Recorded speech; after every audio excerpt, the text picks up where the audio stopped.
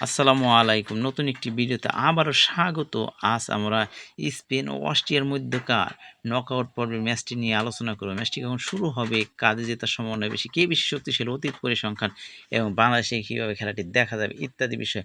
আর আমার চ্যানেল নতুন হয়ে থাকলে ভিডিওটিতে একটি লাইক দিয়ে চ্যানেলটি সাবস্ক্রাইব করে রাখবেন। ধন্যবাদ। তো শুরু করা যাক। স্পেন ও অস্ট্রিয়ার মধ্যকার ফিফা বিশ্বকাপের এই ম্যাচটি শুরু হবে বৃহস্পতিবার দিবাগত রাত ১টায়। তো স্পেন ও অস্ট্রিয়ার মধ্যকার এই হাই ভোল্টেজ ম্যাচে কাগজে কলমে স্পেন অনেক বেশি শক্তিশালী এবং তাদের জয়ের সম্ভাবনা প্রায় ৭৫%। ফিফা র্যাঙ্কিং স্পেনের অবস্থান ৩ নম্বরে, যেখানে অস্ট্রিয়ার অবস্থান ২২ নম্বরে। তবে নকআউট পর্বের লড়াই হয় ম্যাচটি বেশ প্রতিদ্বন্দ্বিতা হতে পারে। হেড টু হেড লড়াইয়ে পরিসংখ্যান সর্বমোট ১৬ বারে দেখা স্পেন জিতেছে ৯টি ম্যাচে, অস্ট্রিয়া জিতেছে ৪টিতে, আর বাকি ৩টি ম্যাচ ড্র হয়েছে। সর্বশেষ ২০০৯ সালে একটি প্রীতি ম্যাচে স্পেন ৫-১ গোলে অস্ট্রিয়া বিধ্বস্ত করেছিল। বিশ্বকাপে তাদের একমাত্র দেখা ১৯৭৮ সালে অস্ট্রিয়া ২-১ গোলে স্পেনকে হারিয়ে দিয়েছিল, যা স্পেনের জন্য একটি বড় দুঃস্বপ্ন। টিভি সম্প্রচার বাংলাদেশে ট্রফি অ্যাপ বা ওয়েবসাইটের মধ্যে সরাসরি খেলাটি উপভোগ করা যাবে।